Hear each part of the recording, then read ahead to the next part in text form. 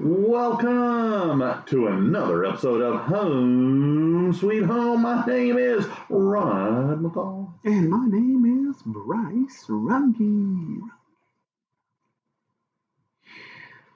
Hey, what's up, dude? What was that? What? The echo? Echo. What?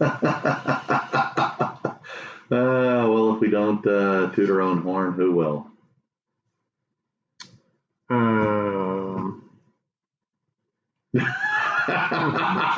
No comments.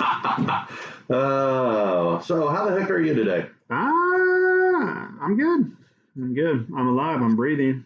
Well, that is a positive. It is. Another day above ground is another day to irritate people. Yeah, I'm good at that.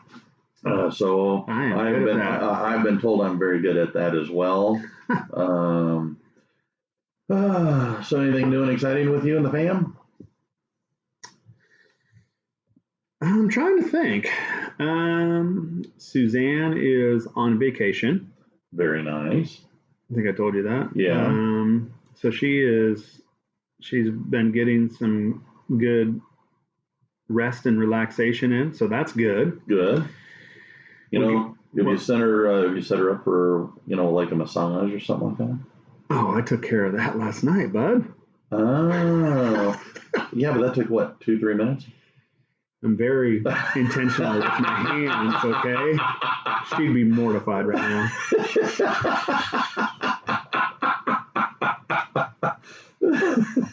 But she is so grateful that I am not a masseuse. Okay, yeah. No, just her personal masseuse. Yes, she is grateful for that. Okay. But no, we got her dad mostly, pretty much all moved into his new little spot. Okay. Which is really good. He's a lot closer to us, and it's not, Suzanne could pop on over there, getting his house in good shape to get on the market, which is good. Sure. Like we're close to closing that chapter is what I'm saying. Oh, that's good. Which is good. It's been a long journey for our family. Mm-hmm. Braddox and I are going. Braddox has been doing great. He's been doing football camp at school. Uh-huh. We had a rough start with that, just to be transparent, but we are working through it. He's grown about 4 inches already. Holy crap. I swear he'll be taller than me before he goes to school. No. Yeah, you haven't seen him in a while. No. So by that rate, I hope he's like, if he continues to play football, which I hope he does, because this is what he wanted to do. Uh-huh. I think he has really good potential. I know he's my son, but what position? So he says he wants to be a long snapper. Really? Yeah, I have not said a word to him. I promise you. Like okay. I was like against him playing football, to be honest with you. Sure. I know that sounds weird coming from someone who played at a high level, but you have to have a certain attitude, I think. Okay. But he loves the game. Where am I going with my story? He loves the game, and he said he's going to give it a go. He's going to play as a freshman. And so he's talking about being a long snapper. Then he's morphed into like this tight end. Okay. He's got a great tight end body. Oh, I was going to ask with being as tall. He's tall. He's filling out. He's been working out. Okay. He's been grinding. I'll tell you that. I give it to him. Early morning workouts, they suck. I get it. Uh-huh. But like we had to have man-to-man conversations where it was like, dude, it's time. Like you have to embrace the suck. Uh-huh. If you want to get to the level you think you want to get to, you have to embrace the suck. Mm-hmm. You got to fall in love with the process. Yeah. And the process sucks a lot of times. Yeah. But that's where you're growing the most. True. And so I went up and I watched him they do their morning workouts and all that, and then they get on the field and they do, football related stuff. And again, I know he's my son, and I tell him, I give him the truth. Yeah. And I was blown away because he really was. It looked like a different kid. He looked good. He looked the part. He ran good routes. He's slow. Uh-huh. He needs to work on it. He needs to work on his hands. He's only, And so, but out of the bunch, he looked really good. Like he caught good balls. He was able to, a couple bad passes. He had to like turn around and jump up at high point and go get it. Like he knows these things, and now he's starting to apply them, which is fun to see. As a dad. My story went on a little bit longer than anticipated, but that's just being a proud dad, I guess, right? Well, good. There's a lot of things he needs to work on, and I told him that. Yeah. But he's got a long way to go. I mean, he's got a long way to go. Early in the process. He's very early, and we had to have some heart-to-heart conversations about, football and how good being a part of a team is. Oh, yeah. Like how beneficial being a part of that team. There's so many values that you could learn, and it's such a good character building. Just being a part of a team, you learn so much, and then you don't know you may work, if you put in the work, there's a scholarship out there. There's a scholarship out there. You put in the work. We talked about school and all that, blah blah. Anyways, long story. So I'm proud about that. He's been doing really good. Next week we're going on just he and I, a guy's trip to Illinois. See the fam? We're going to go see the fam. I told my cousin Doug, we're coming for you, buddy. I said, when I was 13, I went to Illinois, and my parents flew me out there, and I did a little farming with my uncle and cousins. It was so fun. Oh, yeah. It was so fun, and I love going out there. And I asked Braddock if he wanted to go. He's like, yeah, cool. And I asked my cousin Doug, and he's like, come on out. And I said, save some stuff for us. I'm like, how cool would that be? Even though Braddock's just turned 14 yesterday, I said, let's do it. When I was 13, I went out there. I threw some hail bays around, drove the tractor and all that. I'm like, let's go have some fun. I did that. My grandparents lived out on a farm out there in the middle of central Kansas, and my parents would send me out there all the time. And I loved it. Yeah. My cousin and I, we would help my grandfather, and we're driving the John Deere, and we're plowing, or we're disking, or we're cutting hay, we're baling hay. I mean, for a city kid, I loved it. Oh my gosh! I broke my mom's heart that summer because, and I still believe this, and I know, and any of my relatives that listen to this podcast are going to shake their head yes right now. I wish, because I had, when I talked to my mom from Illinois, I straight up told her, I do not want to come back. Don't let me come back. I want to stay here. And I've always wanted to be there. I've even told Suzanne that. Be a farmer? Not necessarily be a farmer, but Hampshire, to be there, to live there. Like, I really legitimately, to this day, in my heart, feel like that's where I've always wanted to be. Okay. I know there's the great families there, and there's so many, just something about it. I don't know. I've always, at 13, I was like, I knew. And I told my mom, I don't want to come home. And I think my dad was for it, to be honest with you. Well, but I wonder how things would have been. Like, I mean, it's crazy. Anyways, I've taken this off on a different path this morning. I'm sure. It's actually a good place to go, because we have a lot of things that we want to do. And, I'd like to do this. Braddock would, he wants to play football. But I'm sure he has a lot of varied interests with music, or maybe, golfing or stuff like that. I think kids have a lot of interests, but how many times, even as an adult, do we not do something because we are afraid? Oh, all the time. And 100%, all the time. I mean, and the reason why I ask is that I came across, I know I probably shouldn't read so much. And what's funny is that I read a lot of these news stories on my phone. But I ran across this article on how to deal with fear and anxiety, mostly anxiety, because a lot of times we get anxious about stuff. And I find that I get anxious. A lot of times it might be excited anxious, might be nervous anxious, before school will kick off in the fall, which now is pretty much late summer because it's the 1st of August. But I get excited, but I get anxious, and I can't sleep. Or like here, a week or so, I guess it was a week ago, I went up to Fort Collins, Colorado to a professional conference. I was really excited about going up there, and I just couldn't sleep the day before I left. And it was because, again, I'm excited, but I'm anxious. Right. And so when I'm reading through this, it was talking about how many times this anxiety that we feel can sometimes be debilitating. Oh. It can limit us from doing stuff. Yeah. It's a natural physiological and biological response, our fight or flight mindset, with the hippocampus, the amygdala, which are right there, part of our brain to kind of help us with both memory as well as that fight or flight mindset. Yeah. And so, anxiety is part of us, but how many times does it kind of freeze us into inaction?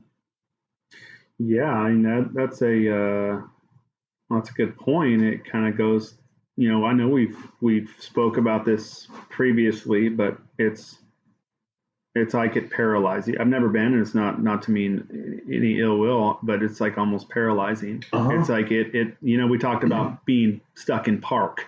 Oh yeah. Right. That's it. Like you feel like you cannot move forward in a positive direction. Yes. And I have to say that I have done this so much. I don't want to say it's a regret. No. Yeah, I'm pretty confident it's not regret.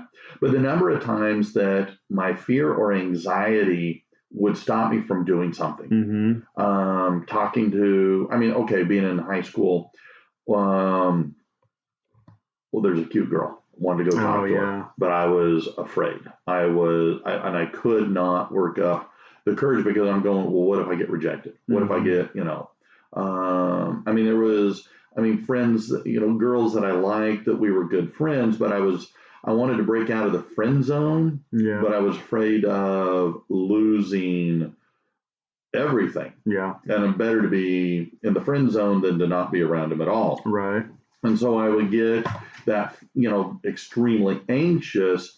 And so, and what was really neat about this article is that they were talking about some of the symptoms. Okay. And so I thought, oh, well, crap, I've had most of these. But some, because they were saying that a lot of kids get, and I see this at school with a lot of my students, that they have a variety of anxiety disorders. And so some of the things that can kind of kick off or kind of let us know that we are having excessive anxiety include restlessness, feelings of fatigue, headache, stomach ache, the opposite of fatigue, which is sleepiness. We focus too much on our problem, having a hard time focusing or concentrating, which again goes back to that cognitive stuff. Yeah. You're sweating, your heart races a mile a second. Oh, yeah. And of course, that self-concern of, well, what if? And, I've experienced this firsthand. Even today, like I said, I still get a little anxious, not to the debilitating part, where it freezes me to a lot of inaction. But there have been times, and sometimes maybe this is good because I wanted to confront people on stuff, and I haven't. But I look at growing up, but even as an adult, the number of times where my anxiety kind of overrode everything else. And I did. My heart races a mile a second. I'm not good at confrontation. Yeah. Well, I'm a little better than I used to be, but I still don't like it. But yeah, the stomach ache, the sweating, the heart racing, the restlessness, having a hard time kind of focusing on anything else. Right. All these things. So I don't know. How about you? You ever experienced any of this? Oh yeah. Yeah, I have. Yes, in short, yes. I would say I've gotten better, much better, in dealing with it. And again, I think for both of us, it just why we have gotten better is because we have, we've learned, we've read, we've figured out. Here's some self-care things, self-treatment things, if you will, and then it's we we learned with the crucibles that we've experienced in life have taught us so much, so we can handle situations better. And then there's also like we recognize that like if we're feeling a certain way about something, I think you and I are wise enough to say it's probably a really good reason why we shouldn't do it. Yeah. But if we know that it's like, oh well, I shouldn't spend whatever, right? I shouldn't drink this soda. Right. That's a. Why are you pointing to my Quick Trip? That's a stupid example. I'm just saying. I don't know. I saw it, and I'm like 4 ounces of Diet Dr. Pepper over here. Yeah. That's not good for you. You shouldn't be drinking that, to be honest with you. I know. While you're sitting over there drinking your coffee. Coffee's okay for you. Yeah, but is it black? No. It has a little bit of cream and a little bit of French vanilla in it. Okay, just a little bit, a splash of it. Oh, okay. No, but you know what I'm saying? No, like I do. I think we're wise enough now. Wow. How about experienced? Experienced, and I don't say wise enough. We're still working on that part. Yeah. Not to say that there aren't circumstances that we're faced with that bring up these things, sure. But I think we could quickly look back and recognize, okay, this is how we can handle this and move. Yes. Move. And that's kind of, I think in small doses, anxiety can be good. Yeah. Because it can kind of motivate you. It can drive you. Again, I would imagine you had a little bit of anxiety before playing, football, before you competed in your rollerblading, even before you've done some of your public speaking. I know I get a little excited, a little anxious, but then once I'm going, then it is on like Donkey Kong. And again, I think that's a healthy thing. I think you should be a little bit nervous before doing what you just explained. Like, if in my opinion, if you don't feel anything, if you don't have any, then maybe you've lost a little bit of passion for it or something. I don't know. Maybe I'm wrong there, but like, I'm reminded of when you've lost that love and feeling. There you go. I won't say it. No, I think you're right. But I think where I see a lot today, especially amongst the kids that I work with, is it's overwhelming and they feel ill-equipped on how to deal with it. And so, because again, it's a biological response. Yeah. Our brain, especially the amygdala, is that part of that fight or flight. And so this anxiety, the physiological responses, like I said, of sweating, heart racing, that kind of stuff, stomach ache, all of those are a physiological response that are from our brain dumping chemicals into our body, getting us ready to fight or run. Got it. And so, but the thing is that you don't have to let those issues then dictate what you do. Right. And I guess that's where you and I have had the wonderful experiences that have given us some ways to, because we've gone through it. Like I said, I have been literally brought to a standstill with indecision, as I have allowed anxiety to stop me from doing things that I regret now. That I'm going, man, I wish I had the courage to actually, like you were saying with Braddock's, embrace the suck. Yeah. And tackle it head on and drive on. And that's kind of what then this article goes through, is that we can, a lot of times we deal with a lot of this in wrong ways. Excessive anxiety. Okay, maybe we drink too much. And I got to say, when I was in high school, well, before I was legal to drink alcohol, I drank more than I should. Not only did I drank excessively. But it helped me cope with my feelings of loneliness. It helped me have courage The liquid courage. Yes, yeah, and it was it's false. A real thing. And it, this lucky for me, and praise to God, Buddha, Allah, whatever you want to call him, that I grew out of it. Mm-hmm. But I know too many kids who do not. Right. I have family who never grew out of it. I have a cousin who could not grow out of it, and he actually died of alcohol poisoning. I have a very good friend that I grew up with, going all the way back to second grade. Wow. And he passed away. He literally drank so much that his liver shut down. Yeah, wow. And again, a lot of that was because one of the things that drew us together was that we were both kind of afraid. Yeah. We were both shy kids. And so we were shy around, the popular kids. We were shy around the girls. We were afraid to, compete in sports. We were, we could have been, but did not have that, I don't know, again, felt isolated, felt lonely. And so to address and cope with our anxiety, we drank.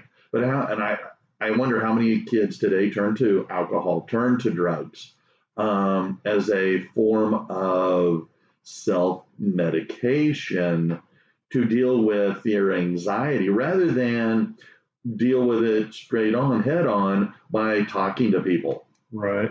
I mean, I don't know. I mean, we could handle it by eating healthy, by talking, by exercising. I mean, I think that's one of the perks that Braddock's being in football can help him address some of these anxiety issues. Right. Because by being on the team, he's exercising, which helps. And you have to face some of these fears and anxieties, like, going out and performing on game day. Right. And you're going to feel it, but now you got to address it. You got to face it head on. You can't hide from it. Yeah. And if you consume alcohol and, consume drugs, well, then you can't perform very well on the football field. Right. And so, because you want to do well, he's going to eat better. So he's going to pay attention. He's not going to be eating, McDonald's 3 times a day or 5 times a day. But it helps you deal with, kind of this pressure. Right. And I don't know. I mean, what do you think about that? No, I agree. And I was thinking just a second ago that, I would almost wonder if there is a massive increase with drug abuse, alcohol abuse, in our adolescence because of the rise of anxiety. I wouldn't be surprised.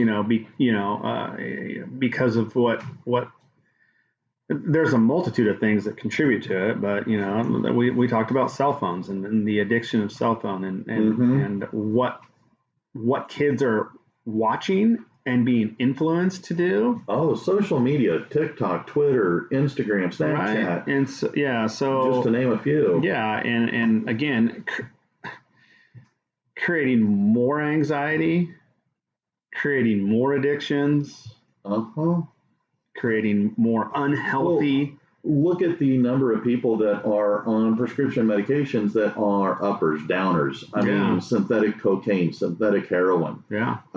They get hooked on that stuff. Yep. And, and we feed it to our teenagers. They become 20s and 30 somethings. They become parents. And what do? They then pass it, I don't know that for a fact, but I can see they cycle beginning. And so actually what I like about this article is that it says exercise. Yeah. It doesn't have to be, a ton. I can say that when I go for my morning walks, I feel better about the day. I feel more alive. You were teasing me, but you're spot on. Cutting out or greatly reducing the amount of caffeine, alcohol, nicotine, smoking cigarettes. I mean, how many people do you see that are nervous smoking cigarettes? Oh my gosh, yeah. Because it helps calm them down. Well, but that nicotine is by its nature requiring you to do more. Right. Smoking marijuana, the number of people that smoke weed to address anxiety. That's why people, they get those prescriptions, even here in Texas. Yeah. When I was up in Colorado, it's legal. New York, it's legal. California, where you're at, it's legal. It's just, that's fine, but that's a temporary solution, not a long-term solution. And so, I mean, getting sleep, getting, a minimum of 6. Right. I mean, 7-8 hours is what I keep hearing is highly recommended. But I mean, one of the things that I think is really good is talking to a therapist. Oh yeah. I know it's not just because I'm becoming one, but I'm becoming one because you might as well drop in your information right now. Website, cell phone. Just kidding. Well, I can't because I am not legal yet to do it. But why are you charging me then? So we'll talk about that later. But I mean, talking to a therapist and working through this, because you can handle this. Don't self-medicate to these problems because it doesn't solve the problem, and then many times it can make the problems worse. Right. And next thing you know, you're 6 feet under, and because you fell victim to your fears, your anxiety, this anxiety literally consumed you. Right. But if you can have just enough courage to go talk to somebody, I mean, again, growing up in an age without technology, and I suffered this, I cannot begin to imagine the anxiety that young people today, people in their teens and their 20s, even into their 30s that have grown up with all this technology, how are they handling this anxiety? How are they handling it with, again, how much is self-medication? But again, talking to a therapist. If you can't talk to a friend, you can't talk to a family member, talk to a therapist. And because I have to say that has helped me probably some of the most. Yeah. Because I've been seeing a therapist since early 2011. And being under their care has given me a lot of tools on how to help me overcome a lot of that debilitating fear. Yeah. Well, I agree with you 100%. What I was thinking about while I was listening to you was the alarming statistic that I'm about to share. You're talking about these things that you start self-medicating, unhealthy, right? Drugs, alcohol, erratic, radical behavior, if you're whatever, right? Every 40 seconds, someone dies by suicide. No way. 40? Yeah. That's okay. I don't know if you use the word alarming, but that just scares the living daylights out of me. 40 seconds. I saw that from a Hope Squad message. Really? Just the other day. Now, I didn't fact check or anything like that, but I have taught on it and the numbers. I've seen the statistics. Sure. But I saw that, and yes, you're right. How alarming is that? But everything is leading to that through the things that we've been talking about: cell phone, bullying, unhealthy relationships, psychological abuse, FOMO, anxiety, leading to drug abuse, leading to alcohol abuse. Right, all these things that leave people at what we have the end of the rope. How many kids we keep hearing about? There was that fentanyl drug ring. Right. Kids were dying. I forget how many. It reached double digits at one of those school districts in the big cities here earlier this school year, and they were trying to figure it out. But again, why are kids dying from fentanyl-laced drugs? Because they're taking drugs. Why are they taking drugs? Probably a variety of issues, but how much of it can be traced back to, again, their feelings of fear and anxiety. Right. So, I don't know. This scares me. Yeah. It really, really does. And working with young people as much as I do, as long as I have, this is why I want to go into being a counselor for these kinds of kids. Yeah. To help them, find grounding. What is it that's causing this? I mean, again, having been a teenager, especially, a skinny, uncoordinated awkward, unathletic, nerdy kid, I get it. I wanted to be a kid like you were, that was athletic, that put that impression of confidence, because I didn't have it. I did not have it. I had sisters. I didn't have brothers to kind of teach me how to be a guy. Yeah. So you kind of learning it on your own, and you're watching TV and you're going, oh, that's what you'd be like. Well, again, it was challenging growing up, right? And again, that's why I turned to the alcohol, and praise God, I was able to not fall victim to it. Like I said, my friend David, he could not. And I mean, he and I were peas in a pod. Yeah. And we started together and traveled down a path that, again, by only the grace of God, I deviated from, and he did not.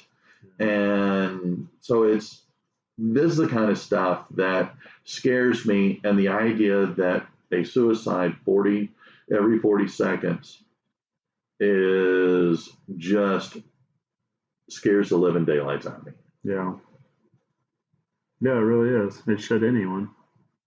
So, I mean, yeah, you can take prescription meds to help with this, but I truly do believe learning skills to be, which you can get from talking to a professional, talk to a therapist. Don't depend on prescription drugs or illegal drugs and alcohol. Just wow. And I think you nailed it. Like, courage. It takes courage to pick up the phone or set an appointment on a computer to see someone. Because, as much as I want to say, oh yeah, I'm a dude, I'm a manly guy, I don't need nobody's help. Yeah, at the end of the day, I do. Oh yeah. That's why I call you all the time. Yeah. I need additional support. We're not supposed to go and do life alone. That's not how we were designed. I know we've talked about this before, but it's okay to go talk to someone. It's okay to talk to a therapist. It's okay to not be okay. Yes. It's not okay to stay that way. Thank you. Get help. It's okay. There's a stigma around getting help from a therapist. And I don't know why. Even today in 2020, whatever we are, 23. Okay, I find that that disappoints me. Yeah. That because there are the number of therapists, even though there are a number of people in the pipeline of the school I'm going to becoming a counselor here in the North Texas region where we live, there is a massive shortage of professional counselors. Really? And I mean, as soon as you open up and start, boom, within 6 months, you've got a wait list. Wow. Because there's just that much need. Now, some of it might be the 7.9 million people that live here, but it also, I think, is an increase in need. Yeah. So I'm disappointed that I agree with you that the stigma is there, and it continues to disappoint me. And I try to share with my students every year, hey, I am becoming one, but I also see one. Yeah.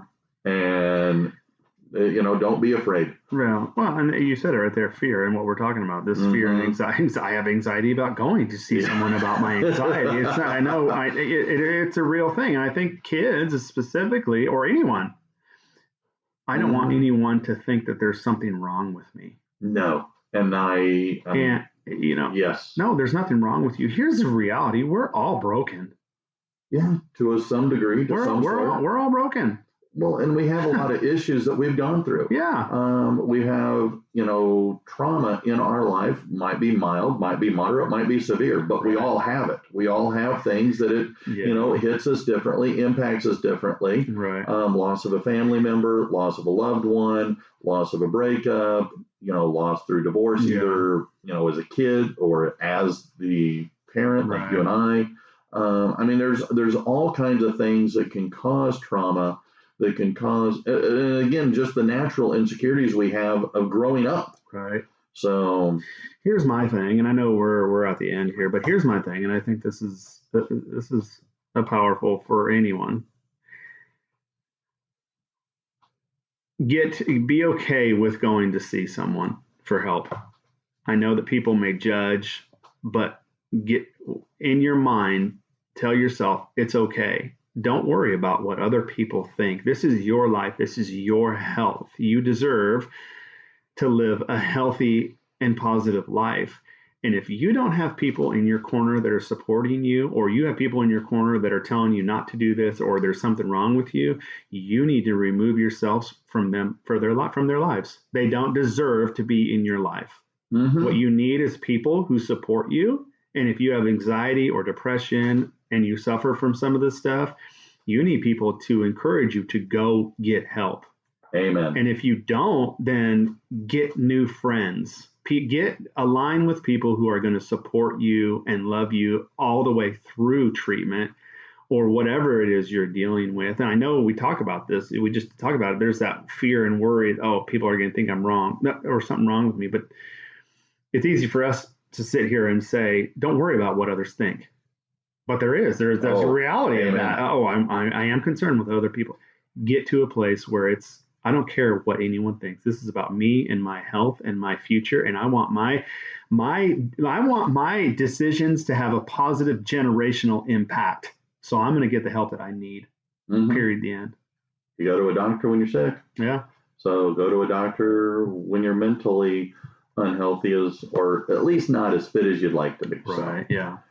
Anyways. Well, good stuff. Share that. No, I'm glad you did. I thank you very much. You're welcome. Well, on that note, I wish I had a good joke. Actually, I got a good joke, but it's not G-rated. So anyway, until next time. I'm surprised you don't have any dad jokes. No, I haven't heard a good one in a while. So what's the difference between a well-dressed man on a unicycle and a poor-dressed man on a bicycle? No idea. A tire. On that note, it's been real. Have a good week. I'm Rod. I'm Bryce.